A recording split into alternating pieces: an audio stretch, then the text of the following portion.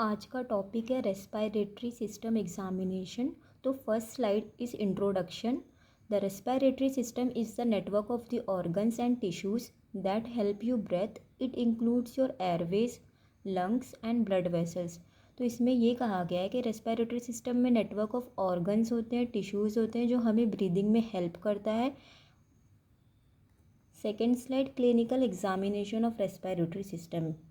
Pre requisite क्या होना चाहिए रेस्पिरेटरी सिस्टम एग्जामिनेशन करने के लिए? First, consent of the patient. Whether it is CVS examination, CNS examination और abdominal examination, always take consent from the patient. Consent should be very clear and patient should understand the language of the consent. Always stand on the right side of the patient. Patient के right hand side पे खड़े होना है. Purpose क्या होता है respiratory system examination करने का? रेस्पिरेटरी सिस्टम एग्जामिनेशन और lung examination is performed as a part of the physical examination. In the response to respiratory system such as a shortness of breath, cough or chest pain, and is often carried out with the cardiac examination. A careful examination of the lungs can provide clues towards a diagnosis. अगर हमारे clinic पे या hospital पर patient complaints लेकर आ रहा है, respiratory complaints like shortness of breath हो रहा है, उन्हें सांस लेने में दिक्कत हो रही है, कफिंग की प्रॉब्लम है, चेस्ट में पेन है, तो हम रेस्पिरेटरी सिस्टम एग्जामिनेशन करेंगे और इससे हमें बहुत सारे साइंस मिलेंगे और पेशेंट सिम्टम्स हमें देगा, जिससे हमारी डायग्नोसिस नैरो होगी और हमें डायग्नोसिस में हेल्प करेगा. नेक्स्ट है general examination. Respiratory system examination proper start करने से पहले हमें कुछ जनरल एग्जामिनेशन के पॉइंट कवर करना है. लाइक पेशेंट का बिल्ट एंड न्यूट्रिशन चेक करना है, नेल्स एंड कंजक्टिवा चेक करना है, वेदर पेशेंट पैलर है, नेल्स में क्लबिंग प्रेजेंट है या नहीं, साइनोसिस प्रेजेंट है या नहीं, पेशेंट इक्टेरिक है, लिम्फेडिनोपैथी चेक करना है, स्पेशली स्कैलिन नोड और सर्वाइकल नोड चेक करना है. स्कैलिन और सर्वाइकल नोड रेस्पिरेटरी पैसेज में प्रेजेंट होते हैं, इसलिए स्पेशली इन दो नोड्स को चेक करना है कि इन दो नोड्स में कोई एनलार्जमेंट है. TPR and BP, temperature, pulse, respiratory rate and blood pressure check करना है. स्पाइन देखना है, नेक में कोई थायराइड स्वेलिंग प्रेजेंट है या नहीं. अपर रेस्पिरेटरी ट्रैक में साइनस चेक करना है, tenderness, throat and tonsil check करना है और गम्स एंड टीथ चेक करना है. फिर प्रॉपर रेस्पिरेटरी सिस्टम एग्जामिनेशन पर आएंगे तो इसे 4 पॉइंट में कवर करेंगे. Inspection, palpation, percussion and auscultation. तो इंस्पेक्शन में हम पेशेंट को सिर्फ व्यू करेंगे, तो इसमें फर्स्ट है शेप ऑफ द चेस्ट. तो normal shape of the chest bilaterally symmetrical होता है, मीन्स दोनों साइड से वो सिमेट्री में रहता है, विथ स्मूथ कंटूरिंग होती है. Slight recession below the clavicle, clavicle के जस्ट नीचे थोड़ा रेसेशन होता है. On cross section it is ellipsoidal in shape, cross section में चेस्ट एलिप्टिकल इन शेप होता है. Its antero posterior diameter is lesser than its transfer diameter. जो antero posterior diameter है, मीन्स एंटेरियर से पोस्टीरियर तक, वो डायमीटर लेस होता है देन ट्रांसवर्स डायमीटर. तो इसका रेशियो कितना होता है? 5:7. मीन्स एंटेरो पोस्टीरियर डायमीटर 5 होगा तो ट्रांसवर्स डायमीटर 2 मोर होगा, 7 होगा. नेक्स्ट है abnormal shape of the chest. तो फर्स्ट है rickets shape chest, pigeon breast chest, also called keeled chest और पेक्टस कैरिनेटम. इसके इतने सारे नाम हैं, इसको याद रखना है. There is depression on the either side of the sternum. Sternum के दोनों साइड पे डिप्रेशन रहेगा, associated with the bead like enlargement at costochondral junction. Means sternum और जहाँ रिब्स अटैच होते हैं उस जंक्शन को बोलते हैं कॉस्टोकॉन्ड्रल जंक्शन. वहाँ पे बीड लाइक एनलार्जमेंट होगा और दोनों साइड के स्टर्नम पर डिप्रेशन होगा. इसका पिजन चेस्ट इसलिए नाम दिया गया है क्योंकि इसमें बीड लाइक एनलार्जमेंट होता है. जैसे पिजन का बीड लाइक एनलार्जमेंट रहता है वैसे ही, जैसे इसमें कॉस्टोकॉन्ड्रल जंक्शन पे बीड लाइक एनलार्जमेंट और स्टर्नम के आइदर साइड पे डिप्रेशन है. तो पेशेंट में चेक करना है कि ये abnormal shape of chest present है या नहीं. नेक्स्ट है funnel chest, also called cobbler's chest और pectus excavatum. There is a depression on the lower part of the sternum. Sternum के लोअर पार्ट में डिप्रेशन रहेगा विच में be congenital. Following rickets in childhood और N occupational deformity इन cobbler's. जो मोची होते हैं उनकी ऑक्यूपेशनल डिफॉर्मिटी में जिस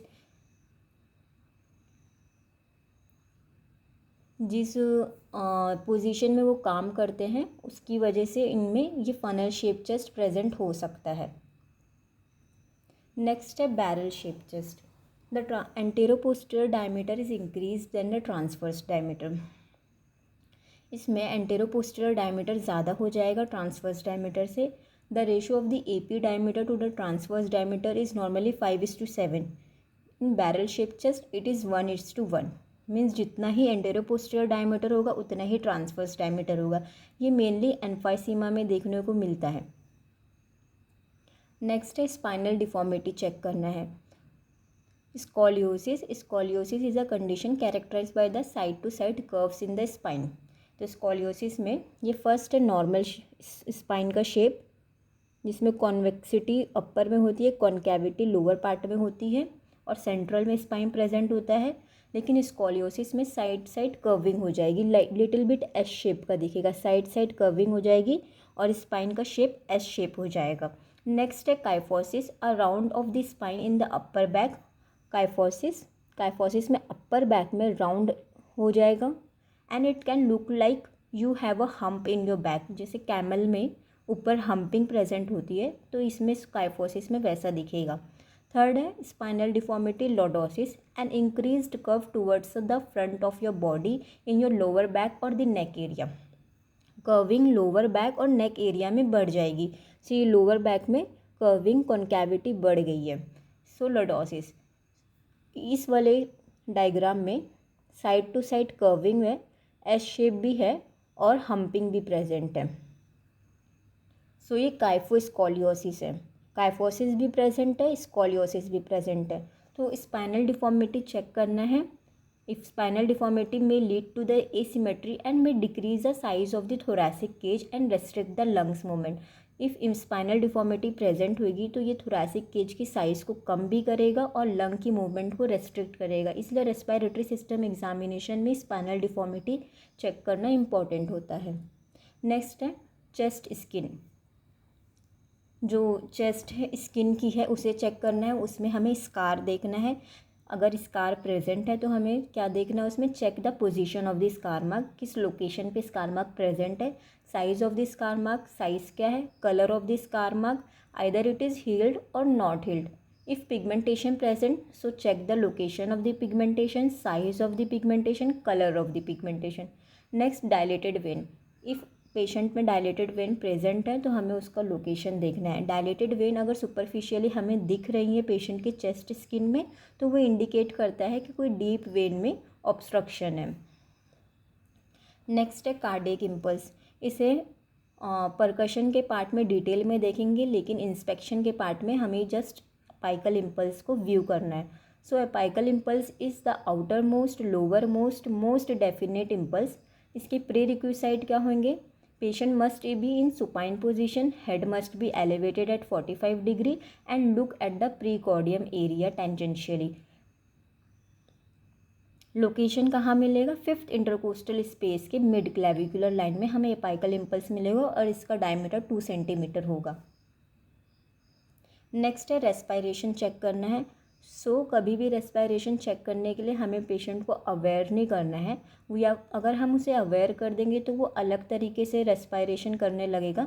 तो हम पल्स चेक करते साथ साथ ही रेस्पिरेटरी रेट, रिदम पेशेंट पे नोटिस कर लेंगे। रेट में क्या है, नॉर्मल अडल्ट में 16 to 20 ब्रेथ्स पर मिनट रेस्पिरेटरी रेट होता है और चिल्ड्रन में 40 ब्रेथ्स पर मिनट होता है। ऑब्जर्व करना है tachypnoea means fast respiratory rate present है या नहीं, एंड ब्रेडिपनिया मीन्स पेशेंट स्लो सांस ले रहा है या नहीं, ये चेक करना है। नेक्स्ट चेक करना है rhythm. The normal respiratory rhythm has a regular rhythm with the inspiration longer than expiration. तो चेक करना है पेशेंट रिदम में सांस ले रहा है या फिर कोई एबनॉर्मल रिदम प्रेजेंट है या नहीं। ये नॉर्मल रिदम का ग्राफ है। Check the presence of Cheyne Stokes breathing, Kussmaul's respiration, Biot's respiration और chaotic breathing, apneustic respiration, stridor. Normal breathing, Cheyne Stokes breathing में ग्राफ फास्ट हो गया है, फिर ग्राफ फ्लैट हो गया है, फिर अगेन ग्राफ फास्ट हो गया है। ये इंडिकेट करता है पेशेंट फास्ट सांस ले रहा है।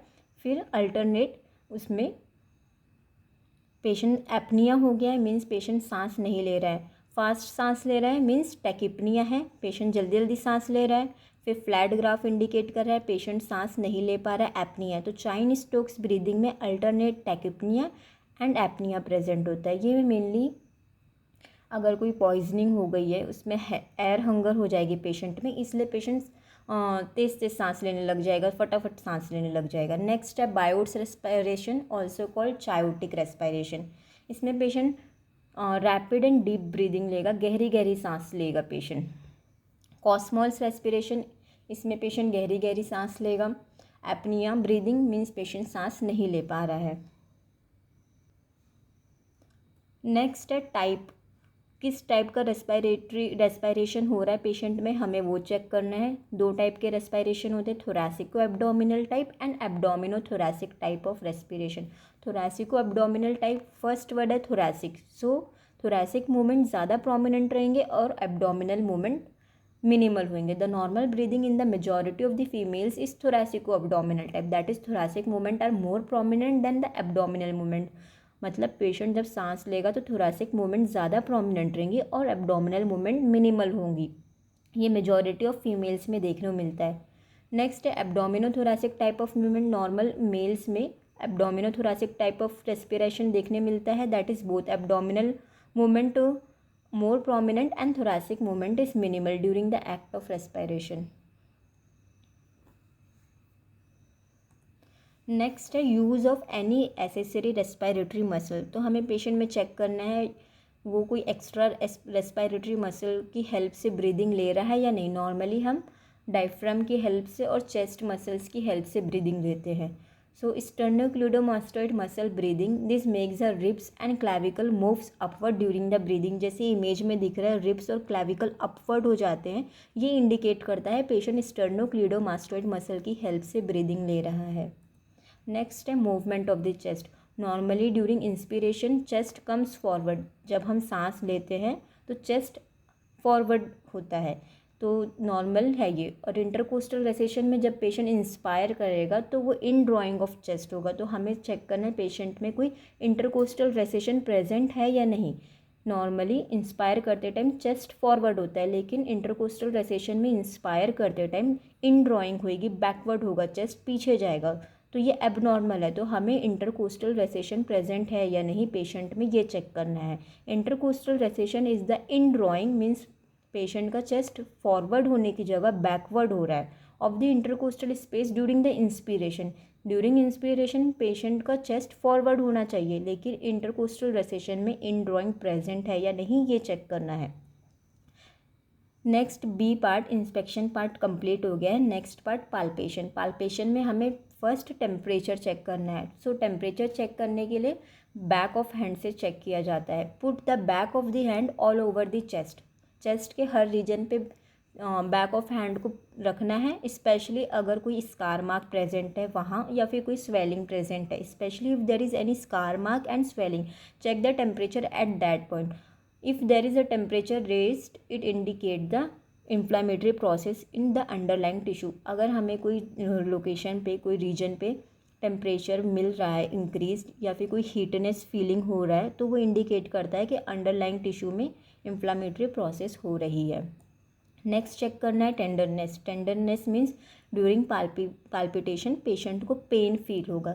Check the tenderness all over the chest, specially at the costochondral junction at the site of the scar mark and scarring and look the face of the patient.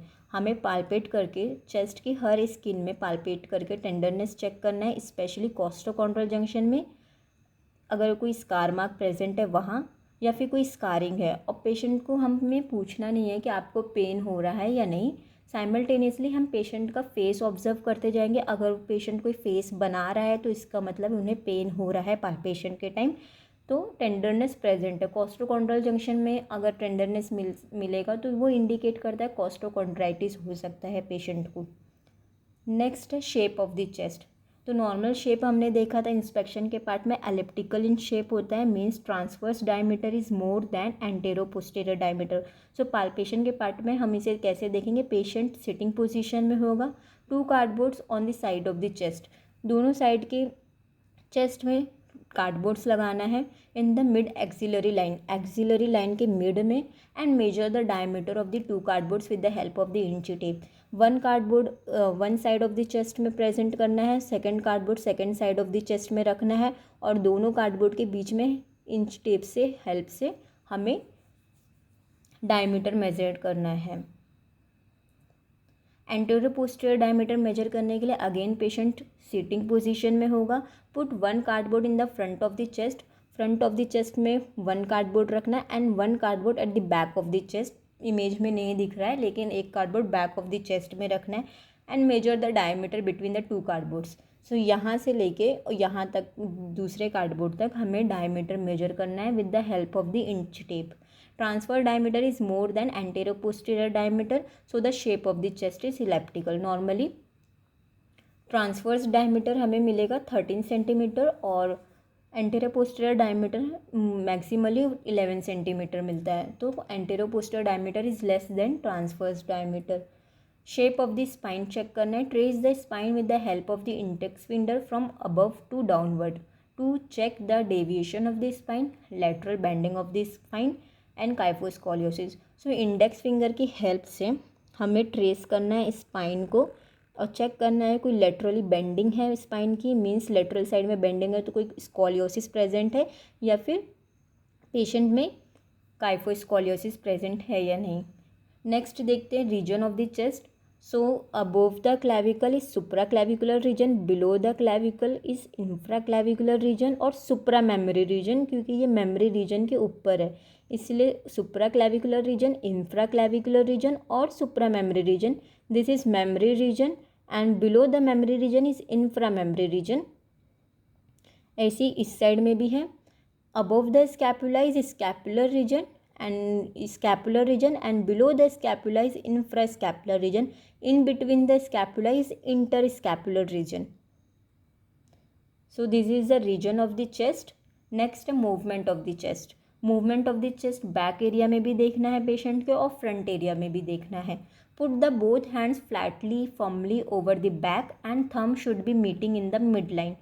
Thumb should be off to the skin, should not be touching to the skin. Ask the subject to take the deep breath. Both of the thumbs come symmetrically. It means the movement of the chest is symmetrical. Do the same in the infrascapular region for the lower lobe of the chest. So हमें flatly firmly hand को patient के back या front area पे रखना है। Thumb should be meeting in the point and off to the skin, थोड़ा skin से off होना चाहिए। एंड पेशेंट को बोलना है कि आप डीप ब्रीदिंग लो, गहरी गहरी सांसें लो। सो जब पेशेंट गहरी गहरी सांसें लेगा तो हमारी स्किन थोड़ा सा अवे होएंगी। अगेन जब वो सांस छोड़ देगा पेशेंट तो फिर मीट करेंगी। फिर पेशेंट अगेन जब गहरी सांस लेगा, डीप ब्रीदिंग करेगा तो हमारे थंब अवे होएंगे, फिर मीट करेंगे जब वो सांस छोड़ देगा। सो ये इंडिकेट करता है कि सिमेट्रिकली चेस्ट की मूवमेंट हो रही है। सो lower lobe of the chest को चेक करने के लिए थंब मीट हो रहा है। जब पेशेंट गहरी सांस ले रहा है तो थंब अवे हो जा रहा है, तो ये इंडिकेट कर रहा है both lung movements are acting symmetrically. Next है फ्रंट एरिया में भी इसी तरह से चेक करना है। Similarly put the hand uniformly flatly firmly over the supra mammary region. ये इंफ्रा मेमोरी रीजन में लिया गया, ऐसे सुप्रा मेमोरी रीजन में भी लेना है, मेमोरी रीजन में भी, and check the movement of the chest. Next expansion of the chest को चेक करना है। सब्जेक्ट सिटिंग पोजीशन में होना चाहिए। Take the inch tape in the circumference of the chest at the level of the nipple. Nipple के level पे inch tape को लेना है। क्यों? इस लेवल पे सर्कमफ्रेंस ज़्यादा होता है इसलिए निप्पल के लेवल पे लेना है। Ask the subject to take the deep breath. Patient को बोलना है कि आप गहरी गहरी सांस लो। Note the difference of the circumference at the end of the inspiration and the expiration. Normally एक हेल्दी इंडिविजुअल में 6 सेंटीमीटर होगा। जब पेशेंट गहरी सांस लेगा तो 6 सेंटीमीटर इंच टेप एक्सपांड होगा। तो एक्सपांशन ऑफ द चेस्ट के बाद position of the trachea. Position of the trachea के लिए patient is in the sub sitting position. Put the index finger and the ring finger at the medial end of the clavicle. Clavicle के medial end पे index finger and middle finger को रखना है and insert the middle finger between the sternocleidomastoid muscle and trachea. और middle finger को sternocleidomastoid muscle और trachea के बीच में रखना है और पाल्पेट करना है। And ring finger at the medial end of the clavicle and trace the trachea with the middle finger and normally the trachea is in the centre और slightly towards the right. Clavicle के medial end पे index finger और ring finger को रखना है और middle finger को trachea और स्टर्नोक्लीडोमास्टोइड मसल के बीच में रख के पाल्पेट करना है और चेक करना है कि ट्रकिया सेंटर में प्रेजेंट है या नहीं। नॉर्मली ट्रकिया सेंटर में प्रेजेंट होता है और राइट साइड स्लाइटली टिल्ट होता है क्योंकि आर्च ऑफ आयोटा की बाइफर्केशन की वजह से trachea slightly right side tilt हो जाता है। और सेकंड है कि इंडेक्स फिंगर से नॉर्मली ट्रकिया को just upward to downward trace करना है, तो इससे भी पता चल जाएगा पोजीशन ऑफ ट्रकिया कि वो सेंटर में प्रेजेंट है। नेक्स्ट है शिफ्टिंग ऑफ ट्रकिया। चेक करना है कोई शिफ्टिंग प्रेजेंट है या नहीं। In pulling condition of the lungs like collapse, fibrosis of lung, trachea is deviated towards the same side. अगर लंग्स में कोलैप्स है means right side of the lung collapse है, फाइब्रोसिस हो गई है right side of the lungs में, तो trachea भी राइट साइड शिफ्ट हो जाएगा, डेविएशन होगा सेम साइड में। In case of the pushing condition like pneumothorax, pyothorax, trachea is shifted in the opposite side. Means अगर राइट साइड की lungs में नीमोथोरैक्स की कंडीशन हो गई है, पायोथोरैक्स की कंडीशन हो गई है, तो ट्रकिया राइट साइड की जगह पे opposite side means left side tilt हो जाएगा। पुलिंग कंडीशन में सेम साइड ट्रकिया शिफ्ट होएगा। अगर राइट साइड की लंग में पुलिंग कंडीशन है तो ट्रकिया भी राइट साइड की साइड शिफ्ट हो जाएगा। और अगर पुशिंग कंडीशन राइट साइड में है तो trachea opposite side means left side में टिल्ट हो जाएगा। नेक्स्ट है trail sign. In inspection sternocleidomastoid muscle more prominent one side to which the trachea is shifted, this is called the trail sign. Sternocleidomastoid muscle if left side की ज़्यादा prominent है तो trachea भी left side पुल shift हो जाएगा, तो उसे बोलते हैं ट्रेल साइन। अगर राइट साइड की स्टर्नोक्लीडोमास्टोइड मसल ज़्यादा प्रोमिनेंट है तो ट्रकिया भी राइट साइड शिफ्ट हो जाएगा, ये है ट्रेल साइन। नेक्स्ट है position of the apex beat. Subject is in the supine position and head must be elevated at 45 degree. Put the ulnar border of the hand at the fifth intercostal space, the area where the pulsation is more prominent, put the pulp of the finger at that side at the mid clavicular line, the diameter is 2 centimeter. So first देखते हैं कि fifth intercostal space कहाँ होती है।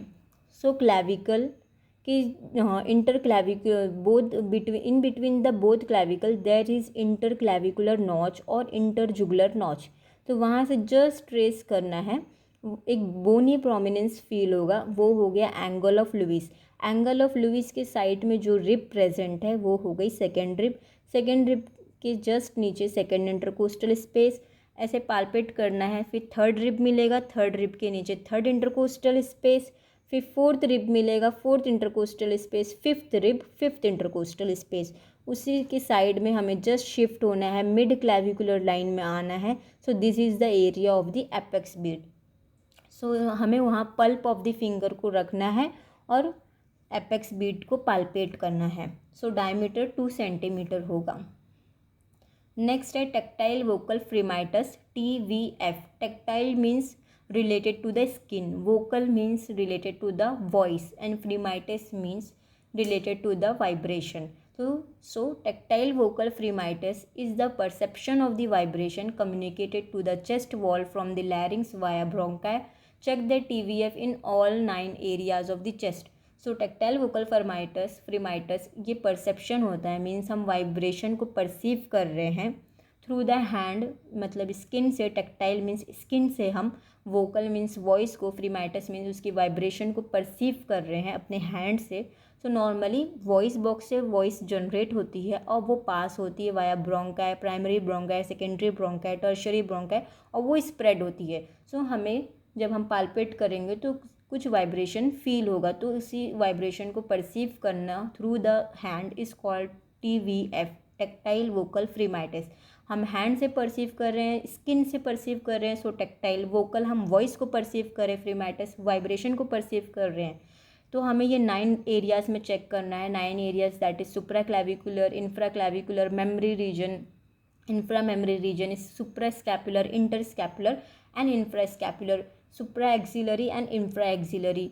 इस 9 reason में हमें TVF को चेक करना है। Ask the subject to put the hands on the opposite shoulder so that the maximum lung field expose. Patient को अपोजिट शोल्डर पे हाथ को रखने बोलना है ताकि मैक्सिमम लंग फील्ड एक्सपोज हो और हम अच्छे से TVF परसीव कर पाएँ। Put the right ulnar border of the hand in all different corresponding area of the chest and ask the subject to say any resonant sound. Resonant sound means any vibratory sound बोलना है patient को, like 1 2 3 1 2 3 1 2 3 and 99 99 99 etc. So the TVF is felt equally and symmetrically in all areas of the chest. Like patient sitting position में होगा, हमें right hand की ulnar border से TVF check करना है और पेशेंट को कुछ रेजोनेंट वाइब्रेटरी साउंड बोलना है, लाइक 1 2 3 1 2 3 1 2 3 एंड 99 और 9 रीजन्स पे हमें पूरा चेक करना है TVF। लाइक यहाँ मेमोरी रीजन में चेक हो रहा है, यहाँ स्कैपुलर रीजन में चेक हो रहा है, यहाँ इंफ्रा स्कैपुलर रीजन में चेक हो रहा है, यहाँ सुप्रा स्कैपुलर रीजन में चेक हो रहा है। तो हमें all the 9 areas of the chest में TVF चेक करना है। TVF इंक्रीज्ड किस किस कंडीशन में हमें मिलेगा? लीन एंड थिन पर्सन में। क्यों? वहाँ लंग्स एंड इंटरवेनिंग टिश्यू और हैंड के बीच में डिस्टेंस कम हो जाएगा, इसलिए लीन एंड थिन पर्सन में TVF ज़्यादा मिलेगा। कंसोलिडेशन ऑफ लंग्स में मिलेगा। TVF डिक्रीज मिलेगा ओबेस पर्सन में, क्योंकि इंटरवेनिंग टिश्यू और लंग्स और हैंड का डिस्टेंस इंक्रीज हो जाता है। नीमोथोरैक्स और हाइड्रोथोरैक्स एम्फाइसीमा की कंडीशन में हमें TVF इंक्रीज्ड मिलेगा। नेक्स्ट परकशन करने के लिए इसका तरीका देख लेते हैं। सो परकशन के लिए हमें लेफ़्ट हैंड को फ्लैटली, ये लेफ़्ट हैंड है, इसे Flatley firmly over the skin में रखना है और राइट हैंड से हमें परकस्ट करना है। सो लेफ़्ट हैंड की starting 3 finger that is index, middle and ring finger को प्लेक्सीमीटर कहा जाता है और मिडल फिंगर के राइट हैंड के मिडल फिंगर को प्लेक्सर कहा जाता है। सो प्लेक्सीमीटर को थोड़ा हाइपर एक्सटेंडेड रखना है, ऑफ टू द स्किन रखना है और प्लेक्सर से हमें टैप करके परकशन करना है। सो परकशन के लिए मूवमेंट रिस्ट जॉइंट से होना चाहिए, not the elbow joint and shoulder joint. Shoulder joint और रिस्ट एल्बो जॉइंट का कोई रोल नहीं होता है, हमें जस्ट रिस्ट जॉइंट से मूवमेंट करना है, like this. Percussion. Patient is in the supine position, head is slightly elevated at about 45 degree. Put the left hand firmly flatly over the chest.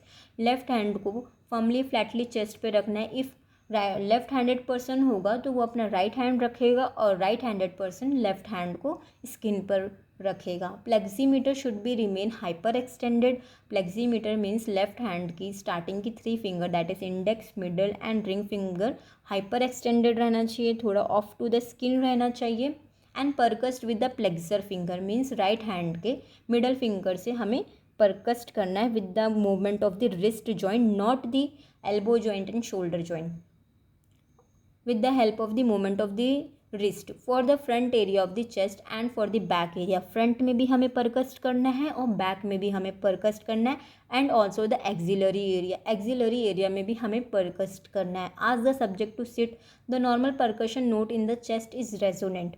Normal percussion note हमें chest में resonant मिलता है due to the presence of the underlying tissue lung that is containing the normal amount of the air vessels, air sac and the air passages. lungs में air present होती है, इसीलिए हमें resonant sound सुनाई देता है percussion में। some types of the notes also seen which are not normal. so abnormal percussion note that is first one dull note. हमें dull note collapse condition में, fluid filled cavity condition में मिलेगा। stony dull note hydrothorax, pyothorax condition में देखने मिलेगा। Hyper resonant note pneumothorax. So ये percussion का way है। Liver dullness note. Normally liver dullness 5th intercostal space right side में मिलता है मिड क्लैविकुलर लाइन में। राइट साइड लिवर प्रेजेंट होता है। सो फिफ्थ इंटरकोस्टल स्पेस के राइट साइड में हमें लिवर की डलनेस मिलेगी। In the seventh intercostal space in the anterior axillary line में सेवेंथ स्पेस पे हमें लिवर की डलनेस मिलेगी and may be present in the fourth in the amoebic abscess of the liver. अगर लिवर में amoebic abscess का infection हो गया है तो हमें वो फिफ्थ की जगह फोर्थ से ही लिवर डलनेस मिलने लग जाएगी and collapse of the right lower lobe of the lungs. Cardiac dullness on the left side of the chest chest, the lung resonance is encroached by the area of the cardiac dullness. So chest area में heart भी present है left side में, तो left side में हमें heart की dullness मिलेगी, lungs का रेजोनेंट साउंड नहीं मिलेगा due to the presence of the heart. The cardiac dullness is normally कहाँ मिलेगा? Third and fourth left parasternal line में मिलेगा। Next auscultation. Auscultation of the chest must be done to note the type of the breathing. Presence of any foreign sound, breath sound are produced due to the turbulent flow of the air into the upper airway and they are transmitted to the lungs. Diaphragm of the stethoscope should be firmly placed over the chest and listen the sound in all 9 areas of the chest. So stethoscope के diaphragm part से हमें auscultate करना है और 9 areas of the chest में हमें check करना है, ऑस्कल्टेट करना है। सो हम पहले देखते हैं नॉर्मल ब्रेथ साउंड क्या होता है। So normal breath sound vesicular quality का होता है। This is characterised by the active inspiration due to the passage of the air into the bronchi alveoli followed without any pause of the passive expiration due to the elastic recoiling of the alveoli. So air जब पास होता है primary bronchi, secondary bronchi, tertiary bronchi, eight the and में वो alveoli पर जाता है। फिर alveoli में एक्सचेंज होता है, गैसियस एक्सचेंज होने के बाद जब एयर पहुंचता है अल्वेओलाई में, सो अल्वेओलाई एक्सपांड होता है। लाइक बलून में जब हवा भर दी जाती है तो बलून फूल जाता है, एक्सपांड हो जाता है। सिमिलरली जब एयर पैसेजेस से means primary secondary tertiary bronchi से एयर पास होकर अल्वेओलाई दैट इज़ बलून में जब पास होता है तो अल्वेओलाई एक्सपांड हो जाता है। फिर वहाँ गैसियस एक्सचेंज होने के बाद अल्वेओलाई की रिकॉइलिंग हो जाती है, अल्वेओलाई वापस अपने सेम पोजीशन में आ जाता है। सो वेसिकुलर ब्रेथ साउंड में एयर पास होता है, अल्वेओलाई एक्सपांड होता है, देन अल्वेओलाई वापस अपने बैक पोजीशन में आता है, रिकॉइलिंग होती है।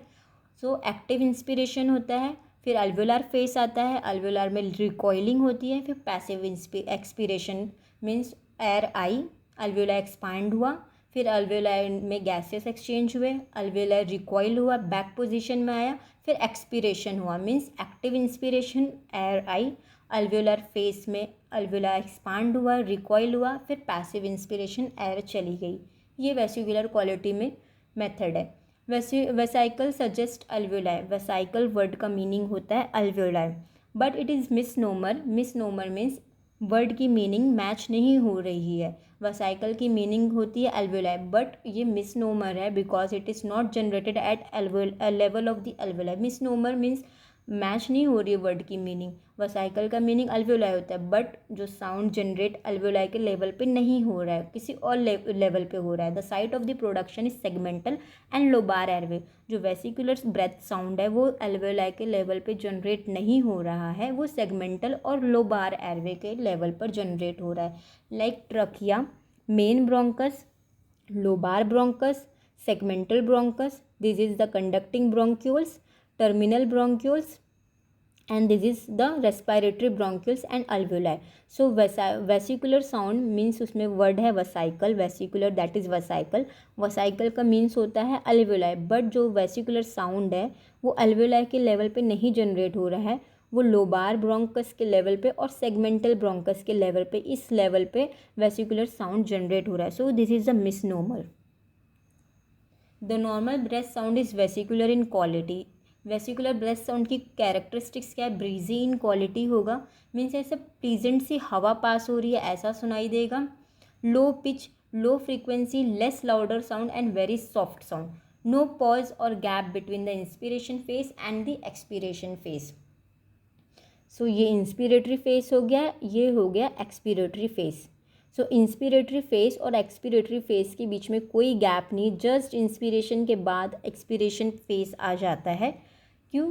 क्योंकि इलास्टिक रिकॉइलिंग ऑफ अल्वेओलाई हो रही है अल्वेओलर फेस की वजह से, कोई गैप और कोई पॉज नहीं है और inspiratory phase is longer than expiratory phase. This is the vesicular quality of breath sound. नॉर सेकेंड है bronchial breath sound. This is characterise by the active inspiration due to the passage of the air into the bronchi. Means active inspiration means हवा अंदर आ रही है और वो air pass हो रही है ब्रोंकाई में. The alveolar phase is absent. Bronchial breath sound में अल्वुलर फेस एब्सेंट है. अल्वुलर फेस एब्सेंट है मीन्स अल्वुलाई में कैपेसिटी नहीं है कि वो एक्सपांड हो या फिर वापस रिकॉइल हो, अपनी बैक पोजीशन में आए, because of the consolidation in alveoli. क्योंकि अल्वुलाई में कंसोलिडेशन हो गया, सो अल्वुलर फेस एब्सेंट होगी. And hence expiration is also active. So expiration phase भी एक्टिव होती है. वैसे एक्सपीरेशन फेस पैसिव होना चाहिए. क्यों इसमें नहीं हो रहा है? क्योंकि अल्वुलर फेस में रिकॉइलिंग नहीं हो पा रही है, क्योंकि अल्वुलाई में कंसोलिडेशन हो गया. इसीलिए पैसिव एक्सपीरेशन नहीं होने की जगह इसमें इंस्पिरेशन भी एक्टिव है, एक्सपीरेशन भी एक्टिव है. Occupying the same duration of the time as inspiration. So जितना इंस्पिरेशन का टाइम होता है उतना ही एक्सपीरेशन का भी टाइम होता है. Since the alveolar phase is absent. क्योंकि अल्वुलर फेस एब्सेंट है. साउंड का कैरेक्टरिस्टिक्स क्या है? हाई पिच साउंड है, हाई फ्रीक्वेंसी साउंड है, more louder and more harsh sound है. There is a pause between the inspiration and expiration. Inspiratory phase और expiratory phase के बिटवीन में हमें एक गैप देखने मिलेगा. Hear normally on the skin over the larynx and trachea. So ये bronchial sound, ये इंस्पिरेशन हो गया, ये एक्सपीरेशन हो गया. ऑलमोस्ट दोनों का ड्यूरेशन सेम है. नॉर्मल वेसिकुलर साउंड में inspiration is longer than expiration, but bronchial breath sound में inspiration and expiration almost same duration के होते हैं और इन दोनों के बीच में गैप प्रेजेंट है, पॉज प्रेजेंट है. नॉर्मल वेसिकुलर साउंड में no gap, no pause. For an abnormal adventitious breath sound. Abnormal and adventitious breath sound are of two types: continuous adventitious breath sound and discontinuous adventitious breath sound. So first, continuous adventitious breath sound क्या होता है? If the abnormal breath sound is present throughout the inspiratory phase or expiratory phase, then it is continuous adventitious breath sound. So respiration में first inspiration face होता है, then expiration face होता है. अगर inspiration face के पूरे part में हमें एबनॉर्मल साउंड मिल रहा है या फिर एक्सपीरेशन फेस के पूरे पार्ट में हमें एबनॉर्मल ब्रेथ साउंड सुनाई दे रहा है, तो वो हो गया continuous adventitious breath sound. Means पूरे इंस्पिरेटरी फेस में एबनॉर्मल साउंड सुनाई दे रहा है या फिर पूरे एक्सपीरेटरी फेस में हमें एबनॉर्मल साउंड सुनाई दे रहा है. कैरेक्टरिस्टिक्स क्या होगी? म्यूजिकल इन क्वालिटी होगी. Mechanism of the production is due to the air flow limitation, due to the narrowing of the airway. Air flow में लिमिटेशन हो रही है. क्यों लिमिट में एयर पास हो रहा है? क्योंकि एयरवे में नैरोइंग हो गई है. सो फर्स्ट इसका टाइप है wheeze sound. Wheeze is the continuous musical sound. This is the high pitch sound more than 400 hertz. Hissing in quality, जैसे सीटी बजाते हैं वैसी क्वालिटी का होगा, सीटी जैसा सुनाई देगा व्हीजिंग साउंड. और हाई पिच का साउंड है, कितना हाई पिच है? 400 हर्ट्ज से ज़्यादा हाई पिच का, मतलब उतना हाई पिच का साउंड है. Predominantly arise from the lower airway obstruction. Lower airway में ऑब्स्ट्रक्शन होने की वजह से हमें व्हीज साउंड सुनाई देगा. And is mainly expiratory and polyphonic in nature. Mainly expiratory phase के पूरे पार्ट में हमें व्हीज साउंड सुनाई देगा. और पॉलीफोनिक इन नेचर मीन्स उसकी इंटेंसिटी चेंज होती रहेगी. एक होता है मोनोफोनिक, मीन्स एबनॉर्मल साउंड की इंटेंसिटी सेम है, मोनोफोनिक है. और पॉलीफोनिक मीन्स एबनॉर्मल साउंड की इंटेंसिटी चेंज हो रही है, that is polyphonic in nature. The example हमें किस किस कंडीशन में देखने मिलेगा wheezing sound? Bronchial asthma, cardiac failure और COPD की कंडीशन में हमें व्हीज साउंड सुनाई देगा. नेक्स्ट है रोंकाई. स्नोरिंग एंड गर्गलिंग टाइप का साउंड है, प्रोड्यूस होता है large airway obstruction. So first wheeze small lower airway obstruction की वजह से हमें सुनाई दे रहा था. रोंकाई हमें लार्ज एयरवे ऑब्स्ट्रक्शन की वजह से सुनाई दे रहा है. स्नोरिंग टाइप का साउंड है, लो पिच साउंड है, less than 200 hertz. Wheeze high pitch sound था, 400 हर्ट्ज से ज़्यादा था. रोंकाई लो पिच साउंड है, 200 हर्ट्ज से कम है. Produce when the air moves to the tracheobronchial passage in the presence of the mucus और सिक्रेशन। मीन्स ट्रकिया और ब्रोंकियल पैसेज में अगर किसी म्यूकस का ऑब्स्ट्रक्शन हो गया है, म्यूकस का अक्यूमुलेशन हो गया है, उस जगह से अगर एयर पास होगी तो हमें रोंकाई साउंड सुनाई देगा। Heard even without stethoscope, stethoscope की हेल्प के बिना भी हमें ये रोंकाई सुनाई देगा। Presence in the chronic and severe condition, अगर पेशेंट में किसी सीवियर और क्रॉनिक कंडीशन की डिजीज़ हो गई है तो हम विदाउट स्टेथोस्कोप भी हियर्ड कर सकते हैं, सुन सकते हैं। एग्जाम्पल निमोनिया की अगर कोई सीवियर कंडीशन है, COPD की कोई एंड स्टेज है, तो हमें रोंकाई विदाउट स्टेथोस्कोप सुनाई देगा। Disadvantageous breath sound. If the abnormal breath sound is present in the part of the inspiratory phase or the expiratory phase, means inspiratory phase से किसी एक पार्ट में हमें एबनॉर्मल साउंड सुनाई दे रहा है, सो वो होता है डिसएडवेंटेशियस ब्रेथ साउंड। अगर एक्सपीरेटरी फेज के किसी एक पार्ट में हमें एबनॉर्मल साउंड सुनाई दे रहा है तो वो हो गया डिसएडवेंटेशियस ब्रेथ साउंड। लेकिन एडवेंटेशियस में क्या था, या तो फिर पूरे एक्सपीरेटरी फेज में सुनाई देगा एबनॉर्मल साउंड, या फिर पूरे इंस्पीरेटरी फेज में हमें एबनॉर्मल साउंड सुनाई देगा। लेकिन डिसएडवेंटेशियस में इंस्पीरेटरी फेज के किसी एक पार्ट में सुनाई देगा या फिर एक्सपीरेटरी फेज के किसी एक पार्ट में हमें एबनॉर्मल साउंड सुनाई देगा। तो इसका कैरेक्टरिस्टिक्स क्या है, नॉन म्यूजिकल इन क्वालिटी है। इसमें भी दो टाइप है। तो फर्स्ट टाइप है क्रेपिटेशंस, ऑल्सो कॉल्ड क्रैकल्स और रेल्स। क्रैकल्स और द क्रेपिटेशंस और the rales are seen during the inspiratory phase. Inspiratory phase के किसी एक पार्ट में हमें क्रेपिटेशन सुनाई देगा। It is of two types, fine creps and coarse crep. इसके भी दो टाइप है। Fine creps due to the sudden snapping opening of the airway when the air flows through it, ये हाई पिच का sound. And coarse क्या है, due to the bubbling sound produce due to the passage of the air through the accumulated secretion. Air passages में कोई accumulate हो गया है secretion, सो वहाँ से जब एयर पास होगा तो हमें कोर्स क्रैप्ट सुनाई देगा। Fine crepts high pitch sound है, coarse crept low pitch sound है। फाइन क्रैप्ट्स नॉन पाल्पेबल है, कोर्स क्रैप्ट्स पाल्पेबल है। Fine crepts non palpable that is हम विदाउट स्टेथोस्कोप हम इसे नहीं सुन सकते हैं, नॉन पाल्पेबल है, हमें इसको सुनने के लिए स्टेथोस्कोप की हेल्प लगेगी। लेकिन कोर्स क्रैप्ट पाल्पेबल है, विदाउट स्टेथोस्कोप भी हम इसे सुन सकते हैं। सो फाइन क्रैप्ट्स का एग्जांपल है initial stage of pneumonia. Pneumonia की इनिशियल स्टेज में हमें सुनाई देगा, पल्मोनरी एडिमा के अर्ली फेज में सुनाई देगा।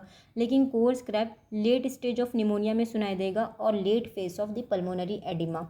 नेक्स्ट है pleural friction rub. Normally the parietal pleura slide smoothly over the visceral pleura due to the presence of the thin layer of the lubricating secretion between the two layer.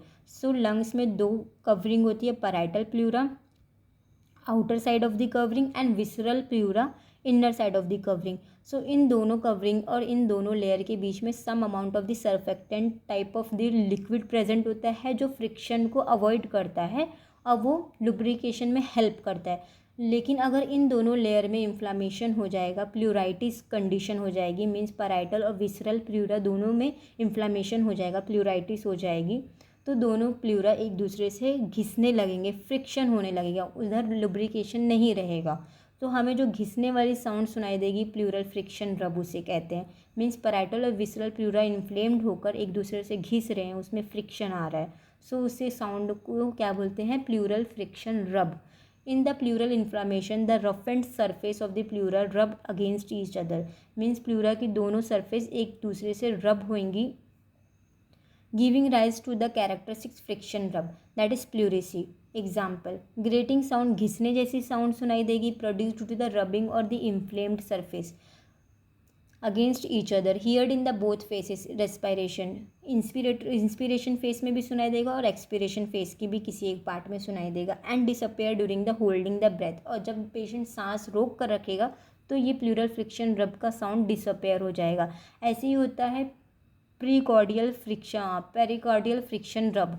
सो उसमें जो parietal pericardium होता है और visceral pericardium होता है, वो दोनों inflamed हो जाएंगे और उन दोनों के घिसने से जो साउंड सुनाई देगा उसे कहते हैं पेरिकार्डियल फ्रिक्शन रब। सो इन दोनों को डिफ्रेंशिएट किया जाएगा। जब हम प्लूरल फ्रिक्शन रब में पेशेंट को बोलेंगे आप अपनी सांस होल्ड करिए, रोक कर रखिए, तो ये डिसअपेयर होगा। लेकिन प्रीकॉर्डियल फ्रिक्शन रब में पेशेंट जब सांस रोक कर भी रखेगा तो भी हमें सुनाई देगा, वो डिसअपेयर नहीं होगा। नेक्स्ट है other sounds, laryngeal stridor and tracheal stridor. It is a high pitch sound heard over the larynx due to the laryngeal obstruction with the foreign body. Example है लैरिंजाइटिस। अगर लैरिंग्स में किसी चीज़ का obstruction हो गया है, कोई फॉरेन बॉडी प्रेजेंट है, तो उस कंडीशन में हमें लैरिंजियल स्ट्राइडर सुनाई देगा। ये इमरजेंसी कंडीशन है, पेशेंट में रिक्वायर द रेस्पिरेटरी सपोर्ट, क्योंकि लैरिंग से ही हम सांस लेते हैं। अगर उसी में किसी चीज़ का फॉरेन बॉडी का ऑब्स्ट्रक्शन हो गया सो हमें पेशेंट को रेस्पिरेटरी सपोर्ट देना है। Tracheal stridor, it is a low pitch sound heard over the trachea. ये हमें ट्रकिया के उसमें सुनाई देगा due to the tracheal obstruction. जब ट्रकिया ऑब्स्ट्रक्ट हो जाएगा तो हमें ट्रकियल स्ट्राइडर सुनाई देगा।